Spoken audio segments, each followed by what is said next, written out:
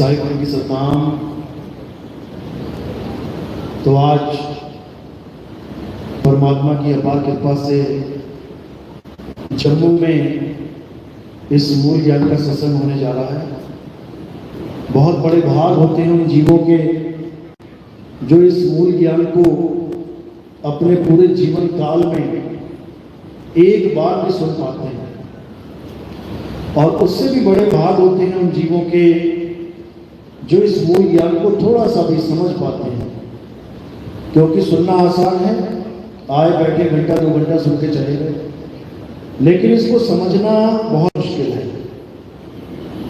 ये केवल उसकी समझ में आता है जिस पर परमपिता परमात्मा की कृपा होती है, मालिक की दया होती है, बंदी छोड़ की मोहर लगी होती है। ये केवल उसी को समझ में आता है। और कोई कहे कि मुझे ऐसे ही समझ में आ जाए, ऐसे नहीं आ सकता। तो आज इसी मूल ज्ञान का आपके ज्ञान में प्रचार होगा, जिसे आत्मज्ञान कहा जाता है। मालिक से अरदास करेंगे कि ये ज्ञान सबको समझ में आए, ताकि सब जीवों का कल्याण हो।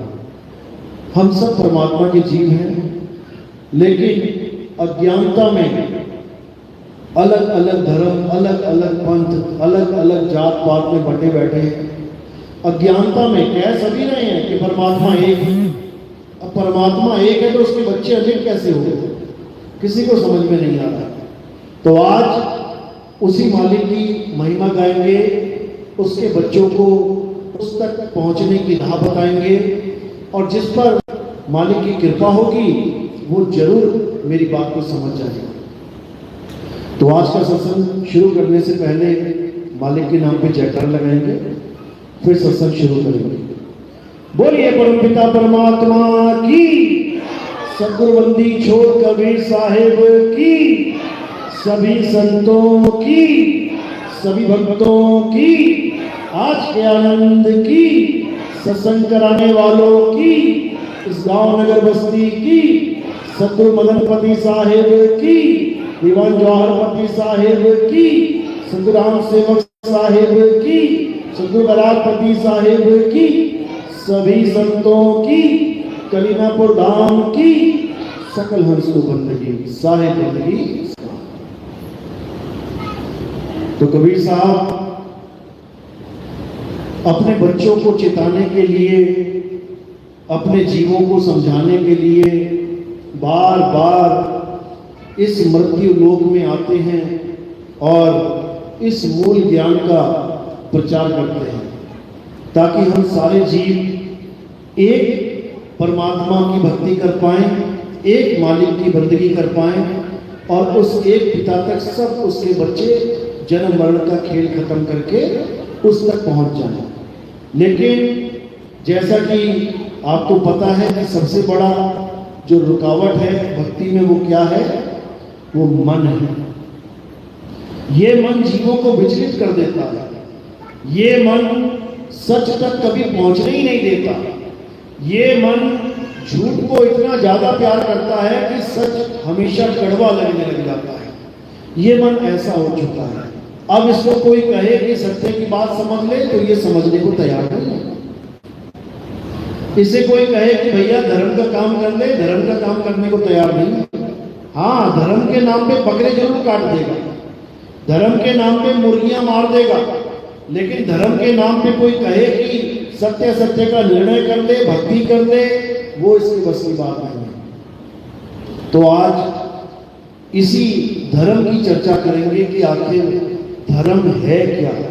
इतना तो सबको समझ में आता है कि मंदिर जाना धर्म है, पूजा पाठ करना धर्म है, मुसलमानों के लिए मस्जिद जाना धर्म है, नमाज पढ़ना धर्म है, सिखों के लिए गुरुद्वारे जाना धर्म है, ईसाइयों के लिए चर्च जाना धर्म है। इतना धर्म तो सबको पता है, लेकिन इससे आगे धर्म क्या है ये किसी के समझ में नहीं आ रहा। सबसे बड़ा धर्म क्या है ये किसी के समझ में नहीं आ रहा। आज उस पर विचार करेंगे।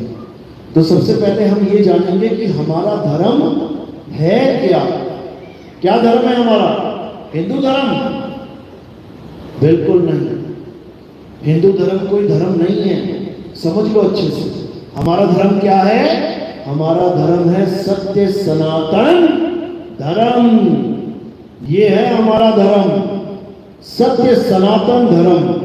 अब इसमें दो शब्द जुड़ गए, एक सत्य एक सनातन।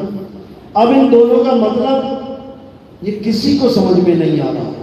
धर्म तो पकड़ के लिया, सत्य सनातन धर्म है हमारा, लेकिन सत्य क्या है, सनातन क्या है, इसकी कोई जानकारी नहीं है।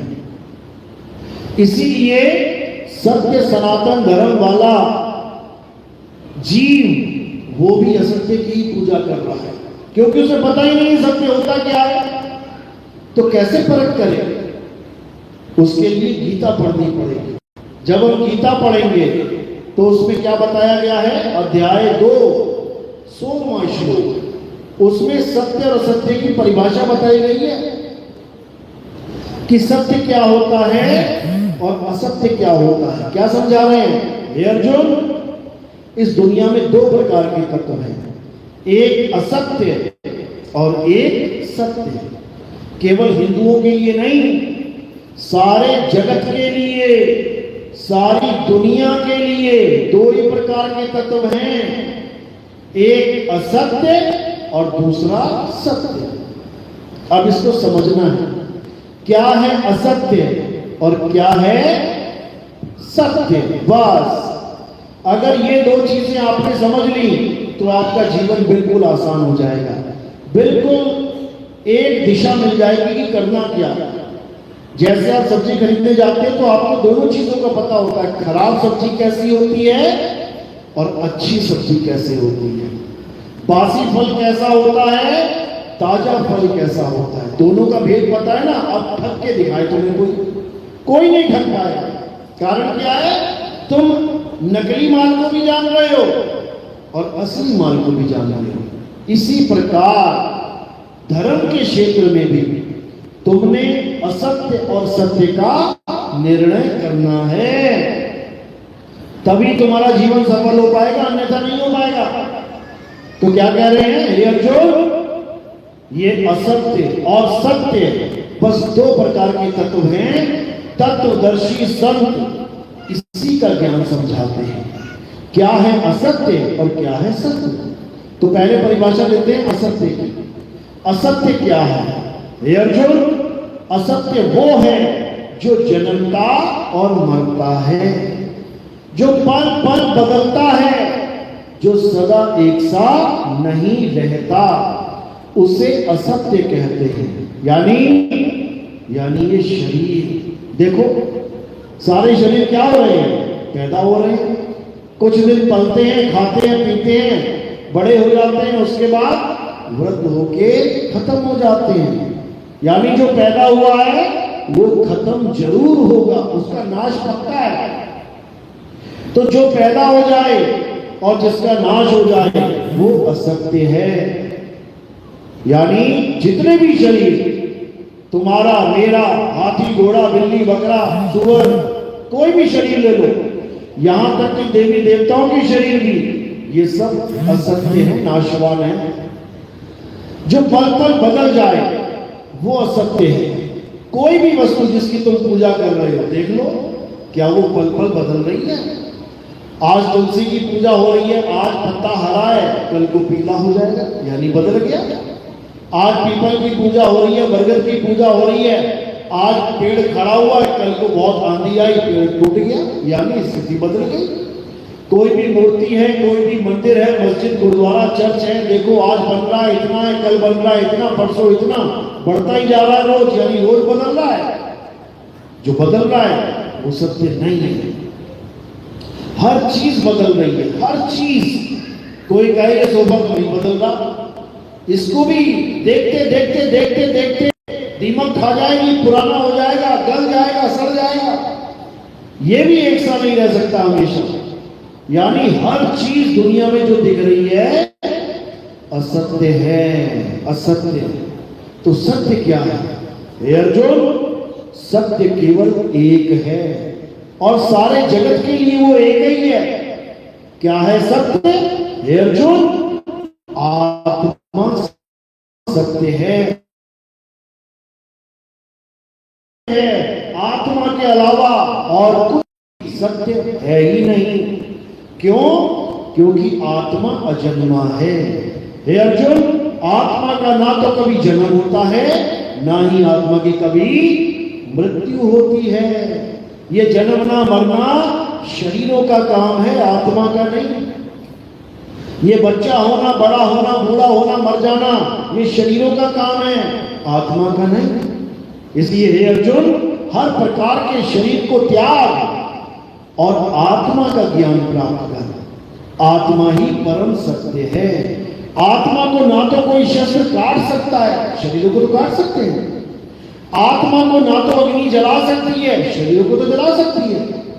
आत्मा को ना तो वायु सुखा सकती है, ना जल भिगो सकता है। शरीर को वायु सुखा भी सकती है, जल भिगो भी सकता है। यानी शरीर असत्य है और आत्मा सत्य है। अच्छी बात है, पता लग गया। आज सबने सुन लिया, सबको पता लग गया। लेकिन क्या मैंने कहने मात्र से कि आत्मा अजन्मा है, नित्य है, शाश्वत है, सत्य है, तुम्हें आत्मा का बोध हो गया? नहीं हो सकता। मेरे कहने से आत्मा आत्मा आत्मा तुम जान गए कि आत्मा होती क्या है? कभी जान ही नहीं सकते। क्यों? क्योंकि आत्मा कहने सुनने का विषय ही नहीं है। ये तो हमने आत्मा का नाम रख दिया है, आत्मा, उसका कोई नाम नहीं है। वो एक ताकत है, वो शब्द है, उसका एक स्वरूप है।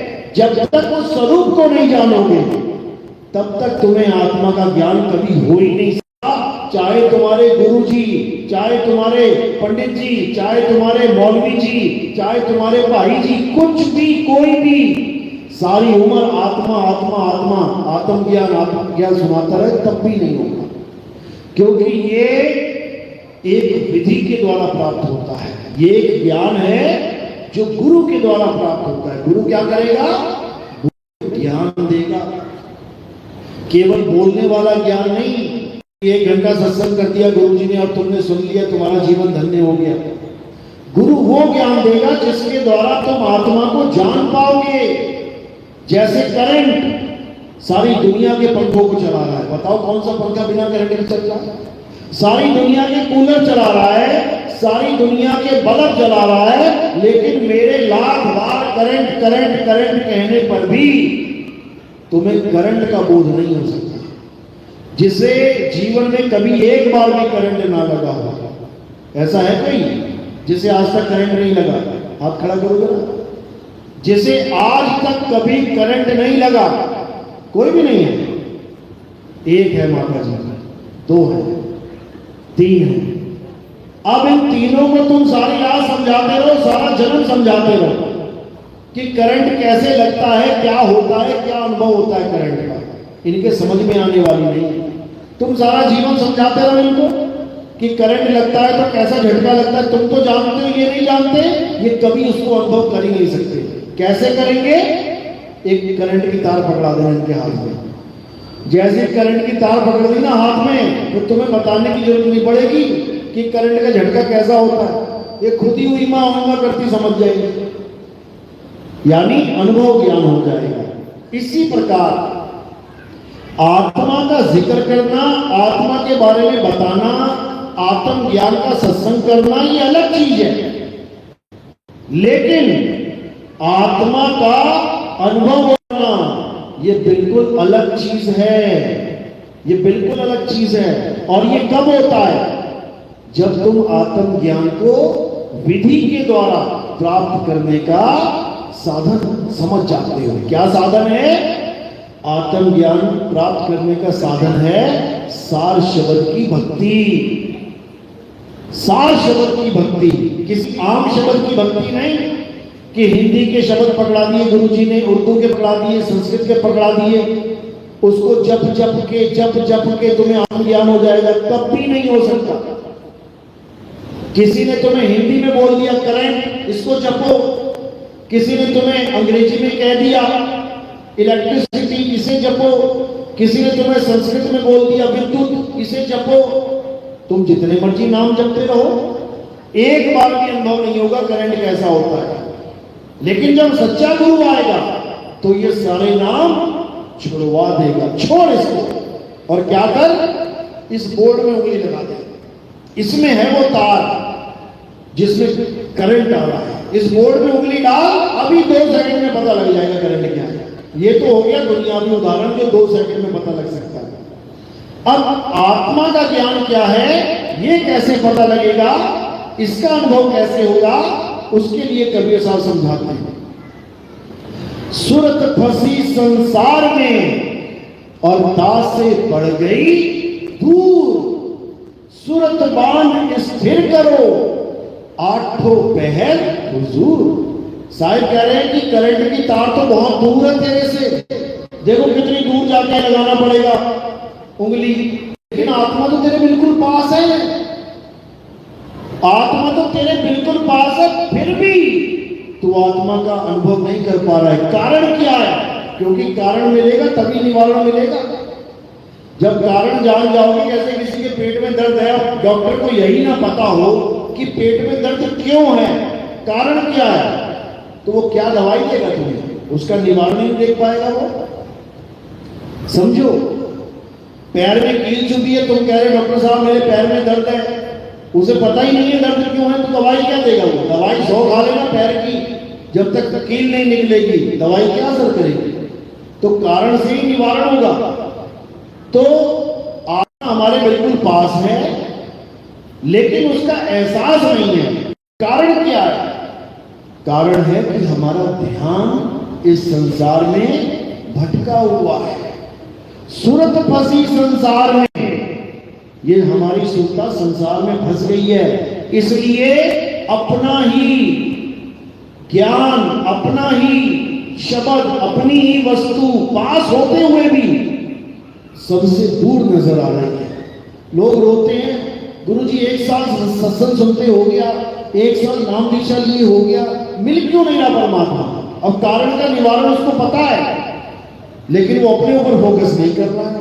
क्या कारण है? ये ध्यान भटका हुआ है संसार में। मेरा बच्चा, मेरी माँ, मेरी दुकान, मेरा मकान, मेरे माता, मेरे पिता, इसी में संसार में सुरता फंसी पड़ी है। क्या करे बेचारा? तो क्या करना है? धीरे धीरे धीरे जो गुरु ने ज्ञान दिया है उसमें अपनी सूरत को एकाग्र करना है। साहिब समझा रहे हैं, धीरे धीरे रे मना और धीरे सब कुछ होए, माली सींचे 100 घड़ा, ऋतु आए फल हो।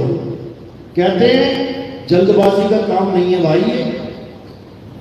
धीरे धीरे तेरी सूरत एकाग्र होना शुरू हो जाएगी। कब होगी?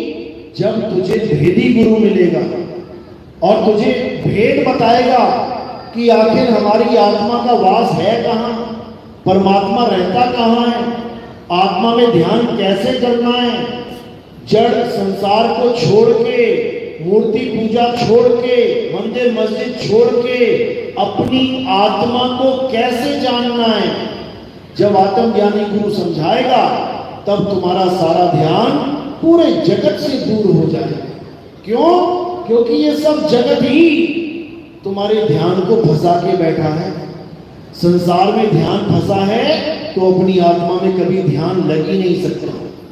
इसीलिए कृष्ण जी ने गीता में बार बार समझाया, क्या बोल रहे हैं? अध्याय 3 17वां श्लोक, हे अर्जुन, जो लोग अपनी आत्मा में रमण करते हैं, यानी संसार में रमण नहीं करना है।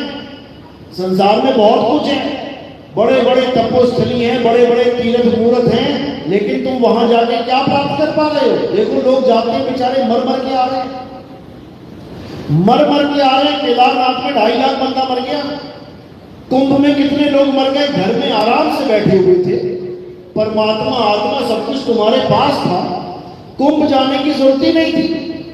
कितने हजारों लोग गए वहां पे, उसके बाद रो रहे हैं, मेरी माँ कहाँ है, मेरा बाप कहाँ है, मेरा बेटा कहाँ है, मेरा चाचा कहाँ है? बताओ, अरे घर में अच्छे खासे बैठे थे, घर में ही कुंभ बन जाना था तुम्हारा। कुंभ क्या है? ये शरीर ही कुंभ है। कुंभ का मतलब क्या होता है? कुंभ का मतलब होता है घड़ा। घड़ा, कौन सा घड़ा? मिट्टी का घड़ा। अरे यही तो मिट्टी का घड़ा है। बताओ किसके पास मिट्टी का घड़ा नहीं है? किसके पास मिट्टी का घड़ा नहीं है? इस कुंभ में स्नान करना था। घड़े के अंदर क्या होता है? पानी। पानी से क्या बुझेगी? तुम्हारी प्यास। जब तुम्हारी प्यास घर में रखे घड़े से ही बुझ गई तो तुम वहां जाके क्या पानी पी रहे हो? कबीर साहब समझा रहे वाणी में, अरे जल में कुंभ, कुंभ में जल है, बाहर भीतर पानी, फूटा कुंभ जल जल ही समाया, बूझे बिरला ज्ञानी। कहते हैं बिल्कुल तेरे पास में है सब कुछ। ये मटका, ये कुंभ कोई और नहीं, ये तेरा घड़ा, तेरा शरीर है। इस शरीर के पास तुझे वो वस्तु मिलेगी जिससे तेरा होगा। मोको कहां ढूंढे रे बंदे, मैं तेरे पास में। समझो वाणी को, जब तुम्हारे पास में है इसका मतलब तुम्हारे पास ही है। जाने की जरूरत नहीं पड़ेगी। तो कबीर साहब यही समझा रहे हैं कि इस कुंभ में, इस घड़े में जो वस्तु है उसका ज्ञान प्राप्त कर, तब कल्याण होगा। अरे आए एक ही घाट से, उतरे एक ही बाट, बीच में दुविधा पड़ गई, हो गए 12 बार। कहते हैं दुविधा जो पड़ गई है उस दुविधा को खत्म करो और देखो कि तुम्हारा घर कहां है? पानी उसी में है। कह रहे हैं कबीर कुआं एक है और पानी भरे अनेक, बर्तन सबके न्यारे न्यारे। देखो कितने सारे घड़े बैठे हैं, बने एक ही तत्व से हैं। हवा, पानी, आग, गति, आसमान, सबका एक ही तत्व है। पांचों तत्व लेके बैठे हैं, लेकिन अलग अलग घड़े हैं। कोई काला है, कोई ज्यादा गोरा है, कोई कम गोरा है, कोई भूरा है, कोई कैसा है, कोई कैसा है, कोई बड़ा है, कोई छोटा है, कोई पतला है, कोई मोटा है। सबके घड़े अलग अलग हैं, लेकिन पानी सब में एक, यानी आत्मा सब में एक जैसी ही है। उसी आत्मा को प्राप्त करना है, घड़े का त्याग करना है। जब पानी खत्म हो जाता है घड़े में, कोई न जाता घड़े के पास, कोई न जाता घड़े के पास। अगर पता लग जाए ये घड़े खाली पड़े हैं, कोई न जाएगा वहां पर। क्यों? क्योंकि वो वस्तु है ही नहीं उसमें। तो वस्तु है, वस्तु आत्मा है। आत्म ज्ञान को प्राप्त करना ही उस वस्तु को प्राप्त करना है जिसे हम खोजने के लिए मनुष्य जन्म में आए हैं। मनुष्य जन्म में आने का मकसद ये नहीं है कि मंदिर, मस्जिद, गुरुद्वारे जाओ, बनाओ उसको और फिर पूजो। मनुष्य जन्म में आने का मकसद है कि मनुष्य जन्म में तुम आत्मा का ज्ञान प्राप्त कर सकते हो। और कोई जन्म नहीं है जिसमें तुम्हें आत्मा का ज्ञान प्राप्त हो सकता है। कुत्ता, बिल्ली, हाथी, घोड़ा, शेर, घड़ियाल, बंदे, कौन सा आत्मा का ज्ञान मिलने वाला वहां पे भाई? कोई तुम्हें समझा भी दे वहां पे, सत्संग सुना सुना के तुम समझ ही ना पाओगे सत्संग क्या है, ये क्या बोल रहा है। अभी किसी कुत्ते को यहां बैठा दिया जाए, पूरा सत्संग सुन लेगा वो, लेकिन समझ ही नहीं पाएगा कह क्या रहे हैं। केवल इंसान समझ सकता है। इसीलिए इंसान जन्म को अनमोल बोला गया है। अनमोल यानी इसका कोई मोल ही नहीं है। मानुष जन्म अनमोल है, मिले ना बारंबार, और तरुवर जो पत्ता गिरे वो न लागे डाल। कहते हैं ये मनुष्य जन्म इतना अनमोल है कि तुम सोच भी नहीं सकते कि कैसे ये जन्म मिलता है। 1,84 बार जन्म लेने के बाद, कौन से जन्म? कुत्ता, बिल्ली, हाथी, घोड़ा, बकरा, सुअर, मक्खी, मच्छर, खटमल, बिच्छू, सांप, ऐसे ऐसे जन्म लेने के बाद एक जन्म मिलेगा। कौन सा? इंसान का, जो आपको मिल चुका है। सोचो कितनी मुश्किल से ये जन्म मिला है, और उसके बाद तुम्हें टेंशन किस बात की है? मेरा लड़का मेरी बात नहीं मानता, मेरी बहू की बात मानता रहता है, मेरा धंधा नहीं चल रहा बढ़िया, बहुत कम पैसा कमा रहा हूं, ऐसा हो रहा है, वैसा हो रहा है। इसी में सारे उलझे पड़े हैं। मेरा एक मकान है, छोटा है बड़ा नहीं है। मौत की खबर नहीं है कि थोड़े दिन में मरने वाला है। मकान की चिंता है कि मेरा एक माले का पड़ोसी का 4 माला बन गया, हाय मैं क्या करूं। ऐसी दुविधा में फंसा ये जीव, इसको पल का भरोसा नहीं है कि कब चला जाए, लेकिन ये पता नहीं किस किस झंझटों में पड़ के बैठ गया है। और ये अनमोल जन्म बर्बाद करने वाला है, बर्बाद हो ही गया समझो। तो कह रहे हैं मानुष जन्म अनमोल है और मिले ना बारंबार, तरवर जो पत्ता गिरे बहुर न लागे डार। एक बार अगर ये मनुष्य जन्म बीत गया तुम्हारा तो सोच भी नहीं सकते कब नंबर लगेगा। तो इसलिए क्या करना है, अब उस वस्तु को जानना है, अब उस ज्ञान को समझना है जिससे हमारा जन्म सफल होगा। कौन से ज्ञान से? अरे जल में नील प्यासी, मोहे देखत आवे हासी। आत्म ज्ञान बिना नर भटके, कभी काबा कभी काशी। कहते हैं आत्मा का ज्ञान अगर आपको नहीं हुआ तो सारी उम्र भटकते ही रहोगे। अभी इंसान बन के भटकोगे कहां पे? कभी काबा कभी काशी। उसके बाद जानवर बन के भटकोगे कहां पे? 184 योनियों में। कुछ हाथ पल्ले नहीं रहेगा। इसलिए इससे पहले कि मृत्यु आए, मौत को मात देना सीख लो। इस मौत को मात दे देनी है। कैसे देंगे? मौत आएगी 101% आएगी, रुकने वाली नहीं है। किसी की आज, किसी की कल, किसी की परसों। और आज तो ये हाल हो गया है, देखो YouTube चैनल भरे पड़े हैं, वीडियोस आई जाती हैं व्हाट्सएप पे, अखबारें भरी पड़ी हैं। लड़का घोड़े पे बैठा है, दुल्हन लाने के लिए तैयार होके मर गया हार्ट अटैक से। दुल्हन मेहंदी लगा के बैठी है, मेहंदी लगाते लगाते हार्ट अटैक हो गया, मर गई। कोई नाच रहा है स्टेज पे, नाचता नाचता गिर जाता है। कोई टिकट लेने खड़ा है बस स्टैंड पे, खड़ा ही मर जा रहा है। कोई कहीं मर जा रहा है, कोई कहीं मर जा रहा है। एक पल का भरोसा नहीं है आने वाले समय में। लेकिन फिर भी हमारी दौड़ केवल माया तक ही है। ठीक है, माया में रहते अच्छी बात है, माया इकट्ठी करना भी अच्छी बात है, बुढ़ापे के लिए काम आ जाएगी, चलो अच्छी बात है। लेकिन तुम केवल इस शरीर का ध्यान रख रहे हो, तुम अपने जीव का ध्यान नहीं रख पा रहे हो। शरीर की फिक्र कर रहे हो, बुढ़ापा कैसे कटेगा, लेकिन इस जीव की फिक्र नहीं कर रहे हो कि इंसान जन्म के बाद कहां कहां जन्म लेना पड़ेगा। जिन बकरों को तुम काट के खा रहे हो, एक एक गस्से का हिसाब होगा, एक एक ग्राम का हिसाब होगा, कितने किलो कितने ग्राम तुम खा चुके हो, इसको तुम्हें वापस करना ही पड़ेगा। कोई बचने वाला नहीं है, याद रखना। कह रहे बकरी पाती खात है और ताकी काटी खात, और जो नर बकरी खात है उनका क्या हवाल। कह रहे बकरी बेचारी सारी उम्र पत्ते खाती है, शाकाहारी, उसकी खाल खींच ली जाती है इस दुनिया में। और जो बकरी खा रहा है उसको सोचो क्या क्या खींचा जाएगा, उसका हालत खराब हो जाएगी। एक एक पीस का हिसाब देना पड़ेगा। इसलिए सबसे पहले मांस छोड़ना है। यानी जैसे तुम अपने लिए दुख नहीं चाहते हो, तुम अपनी उंगली तक नहीं चाहते कि कट जाए, और दूसरे की गर्दन काट दी तुमने। सब मालिक के जीव हैं, सब परमात्मा के जीव हैं, वो सबकी सुन रहा है। बल्कि यहां तो यहां तक जाता है कि जुबान वाले की बाद में सुनता है। बेजुबान जानवर की हाय पहले लगती है, उसकी पहले सुनता है वो, और छोड़ेगा नहीं वो, याद रखना।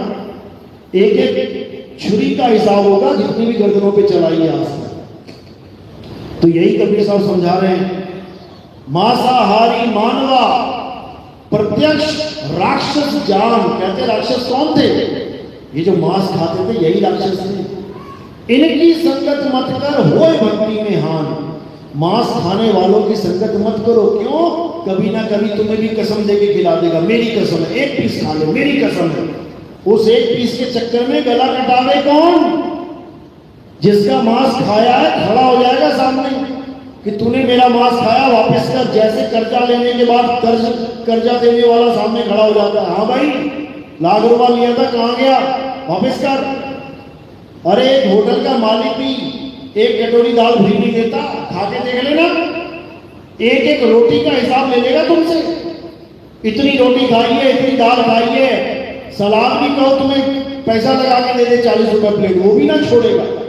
और तुम सोच रहे हो कि गर्दन काट के बच जाओगे, कभी नहीं बच सकते, कभी भी नहीं।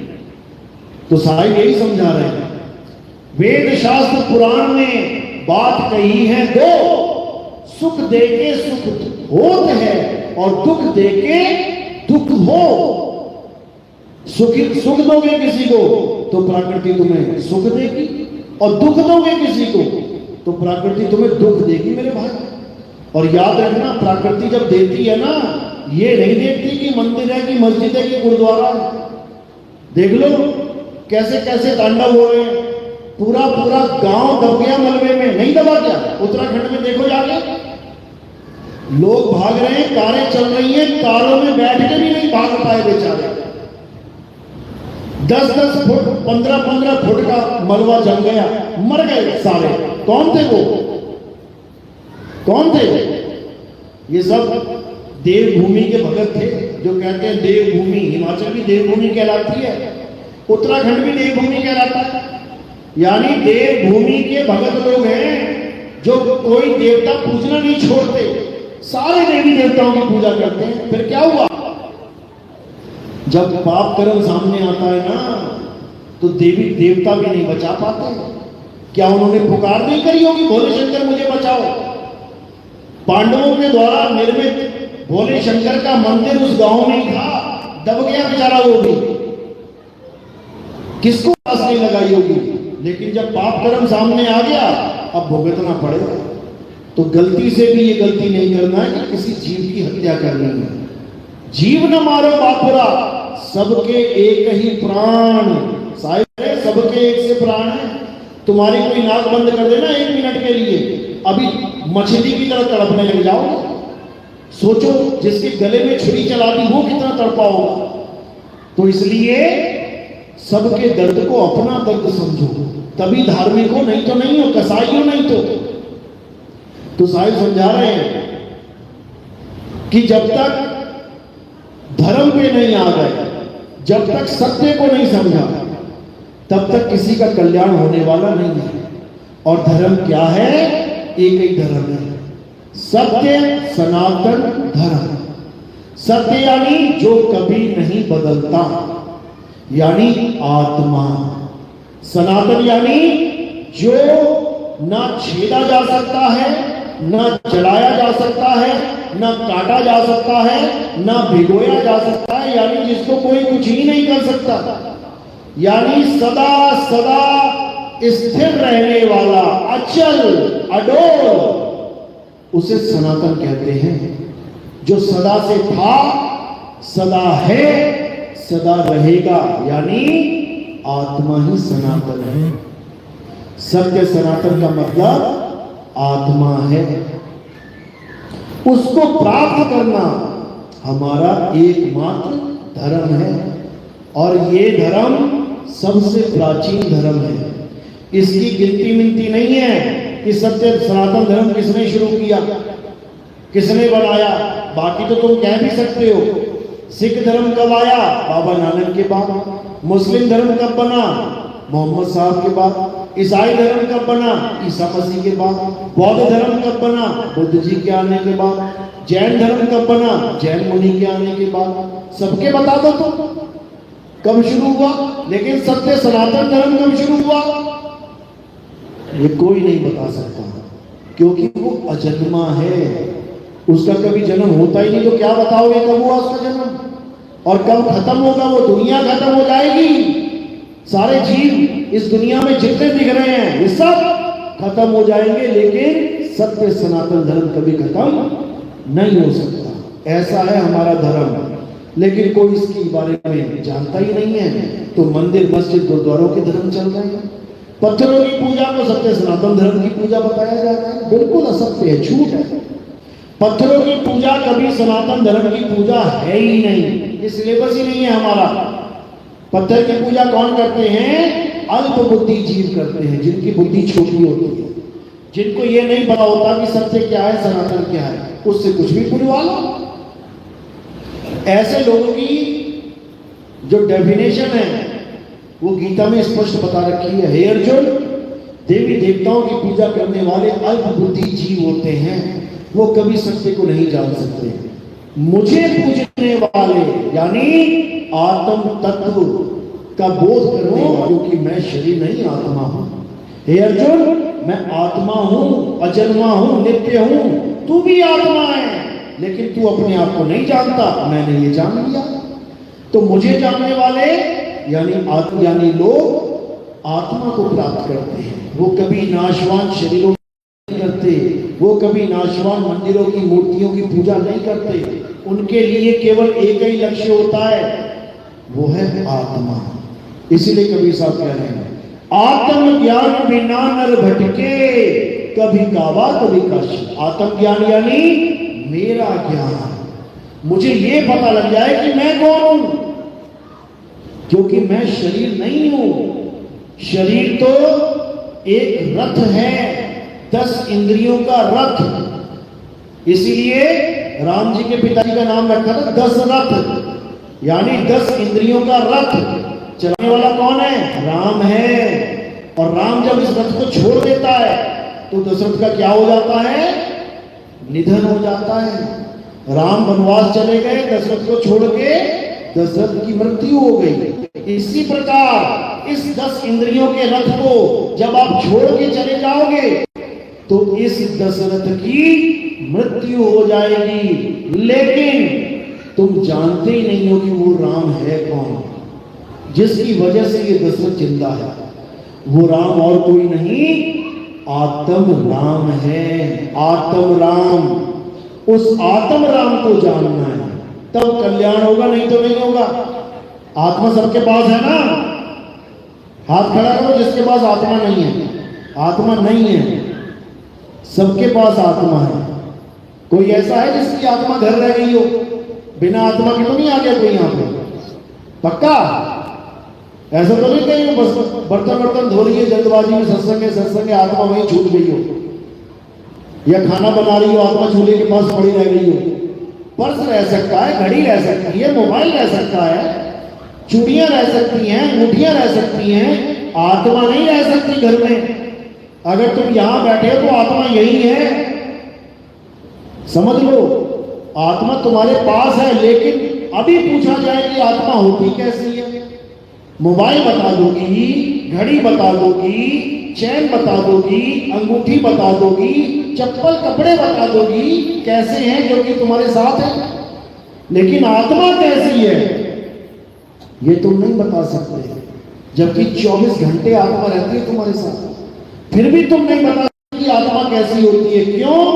क्योंकि तुम अपने आप को तुम भूल गए हो कि तुम एक आत्मा हो।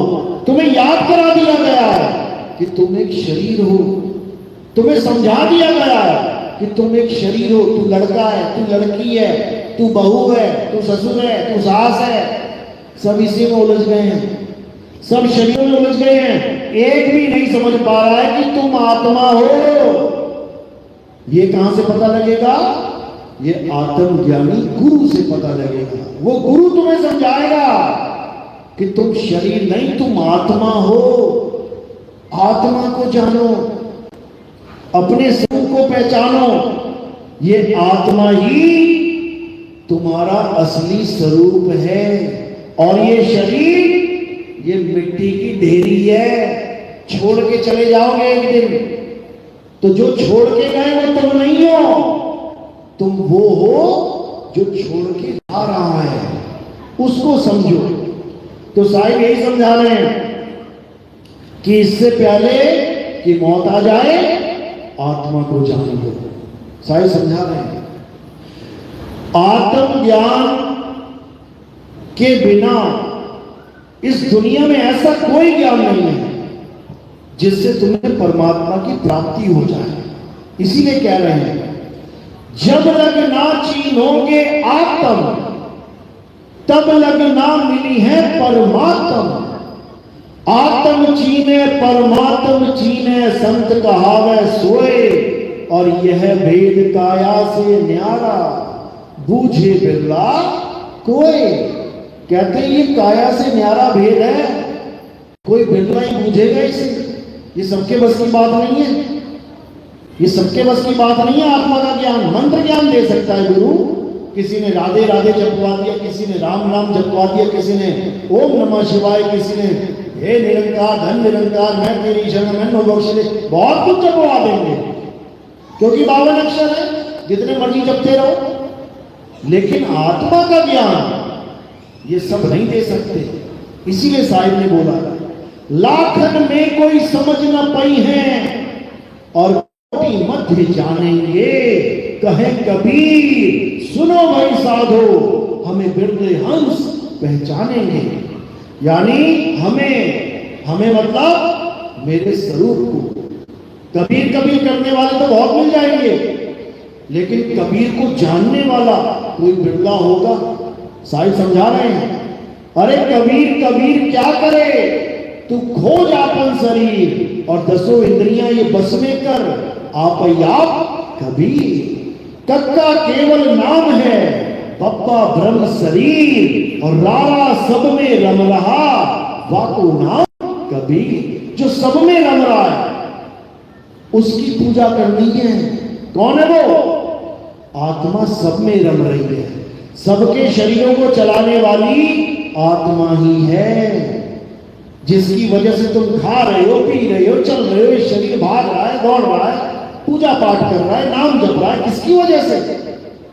आत्मा की वजह से। आत्मा चली गई छोड़ के शरीर को। एक बार भी राम बोल के दिखा दे कोई।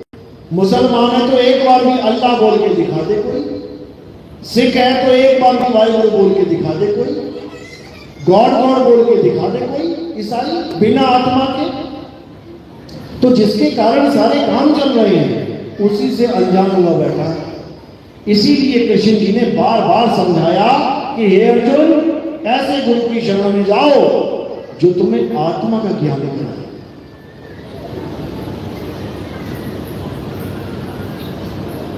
और उस गुरु का जिक्र कहां पे है? अध्याय 4 34वां श्लोक। जब तुम गीता में पढ़ोगे क्या बोल रहे हैं? हे अर्जुन, अगर तुम सत्य का ज्ञान प्राप्त करना चाहते हो, अगर तुम आत्म ज्ञान प्राप्त करना चाहते हो, तो तुम ऐसे तत्वदर्शी संत की शरण में जाओ जो तुम्हें तत्वों का ज्ञान करवा दे। यानी दोनों तत्वों का जिससे ज्ञान है वही तुम्हें सच्चा ज्ञान दे सकता है। झूठा तत्व यानी नकली तत्वों को छुड़वा देगा और असली तत्वों को लखा देगा। तब तुम्हारी गति होगी, तब तुम्हें मुक्ति प्राप्त होगी, अन्यथा नहीं हो सकती। यही मदन साहब समझा रहे हैं। सोई गुरु पूरा कहावे, जो 2 अक्षर का भेद बतावे, एक छुड़ावे एक लखावे, तब प्राणी निज घर को जावे। यानी जब तुम्हारे जीवन में ऐसा गुरु आ जाएगा जो 2 प्रकार के तत्वों का, 2 प्रकार के अक्षरों का ज्ञान दे देगा, एक 52 अक्षर और एक आदि अक्षर। 52 अक्षर कैसे पैदा होते हैं? इस नाशवान तत्व से, जीव से, होठ से, कंठ से। और आदि अक्षर क्या होता है? वो जीव से, होठ से, कंठ से न्यारा होता है, वो शरीरों से न्यारा होता है, वो सबसे न्यारा होता है। तो 52 अक्षर जीव आधारा, आदि अक्षर जीव व्यासे न्यारा, वाही को सत सिमरन कहिए, सिमर सिमर नर उतरो पारा। यानी 52 अक्षर जीव आधारा। जिस दिन तुम्हारी जिंदगी अगर जीव कट जाए तो सारे अक्षरों का नाश हो जाएगा। क्या बोलोगे? तुम्हारे लिए सब बेकार हो गया।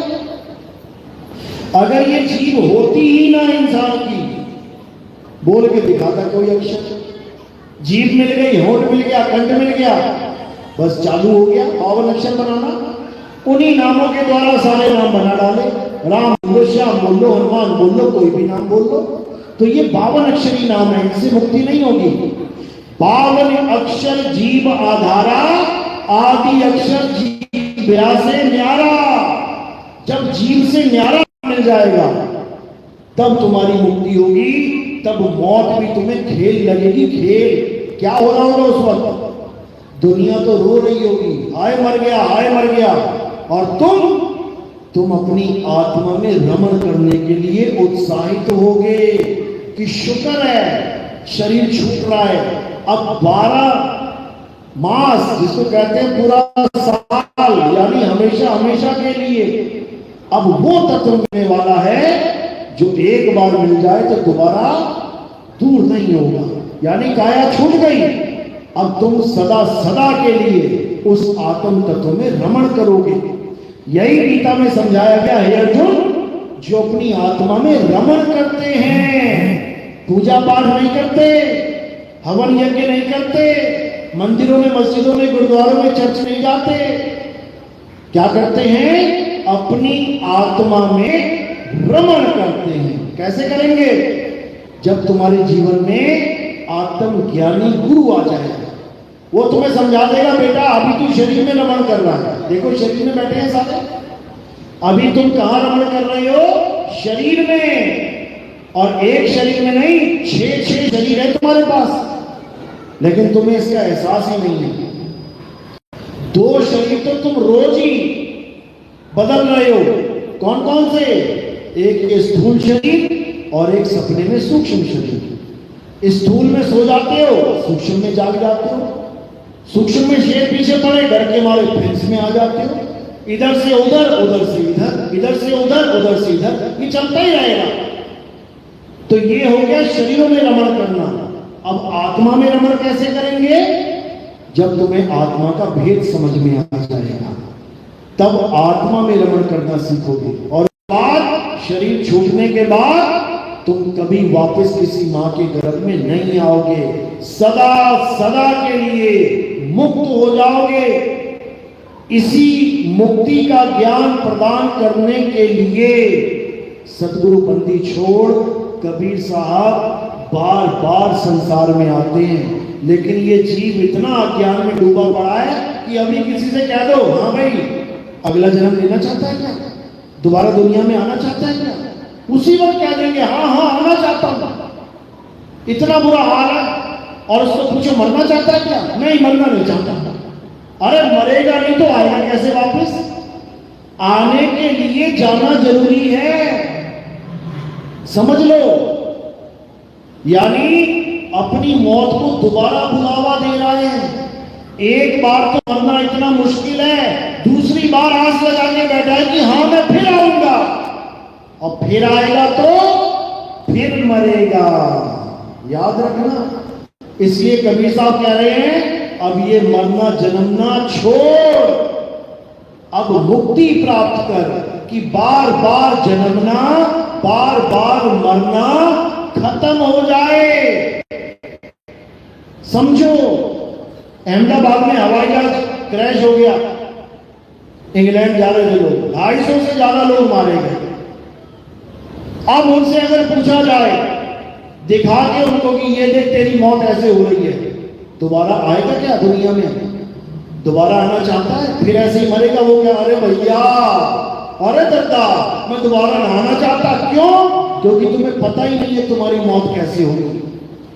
तुम्हारी मौत कैसे होगी? ट्रेन से कट के होगी, पानी में डूब के होगी, आग से जल के होगी, चिथड़े उड़ जाएंगे, एक्सीडेंट में कैसे होगी? एक बार दिखा दिया जाए ना तुम्हें कि ऐसे मौत होती है, ऐसे होगी तुम्हारी मौत, दोबारा कभी आस नहीं लगाओगे कि दोबारा पैदा हो जाऊंगा इस दुनिया में। क्यों? दोबारा फिर मरना पड़ेगा। समझो, अभी बड़ा अच्छा लग रहा है, और अच्छा भी किसे लग रहा है पता है? मन को अच्छा लग रहा है। ये मन नहीं चाहता कि तुम बार बार संसार में ना आओ, ये चाहता है कि बार बार आओ। क्यों? क्योंकि ये उसी का संसार है। ये संसार परमात्मा का नहीं है।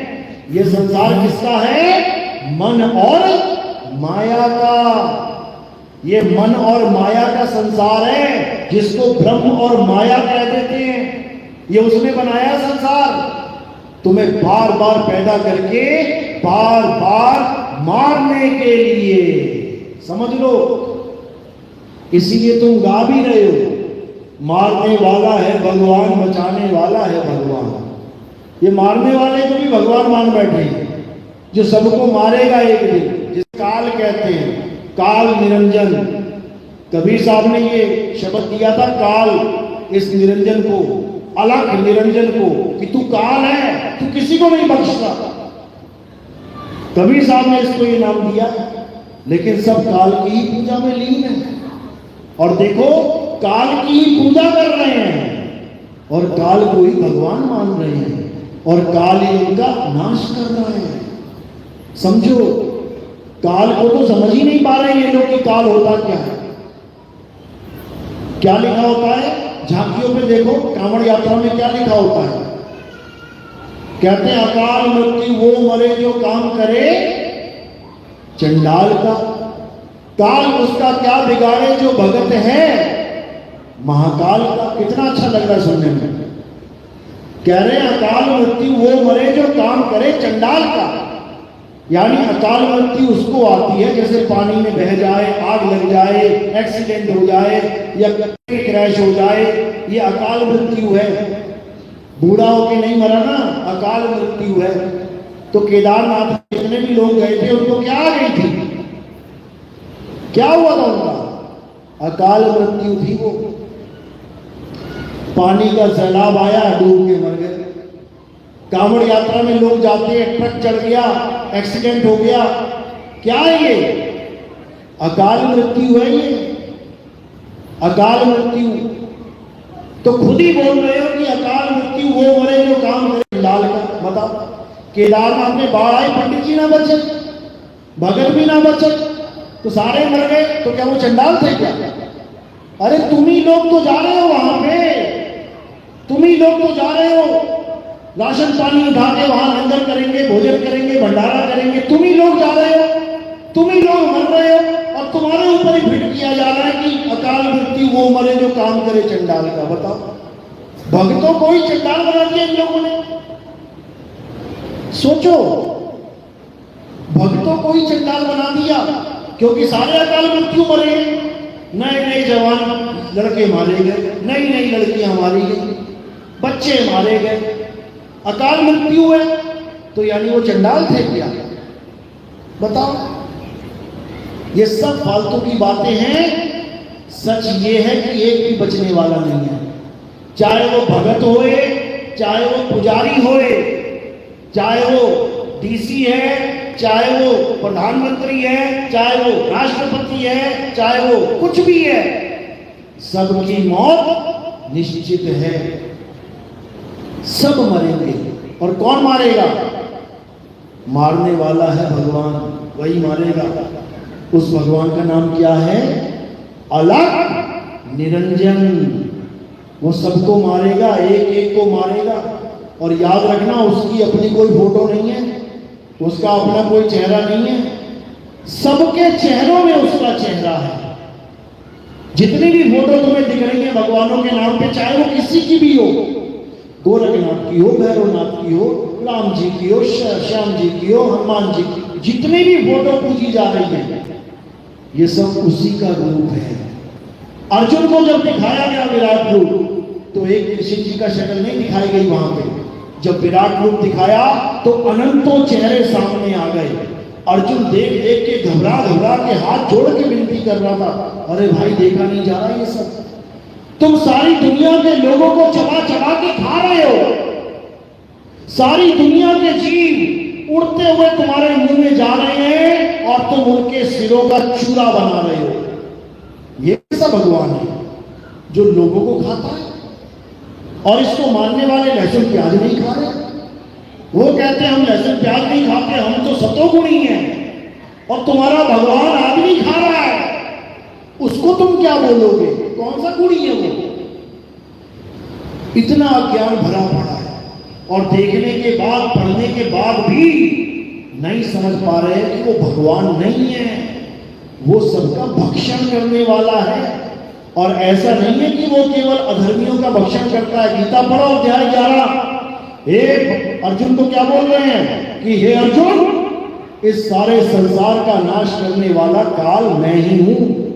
तो अर्जुन क्या बोल रहा है कह रहा है कि हमारे जितने भी विपक्ष में राजा महाराजा खड़े हैं यानी अधर्मी, आप उनको भी खा रहे हो और हमारे जो धर्म के साथ खड़े हैं सारे योद्धा, आप उनको भी खा रहे हो। आप अधर्मियों को भी खा रहे हो, आप धार्मिक लोगों को भी खा रहे हो। आप कौन हो?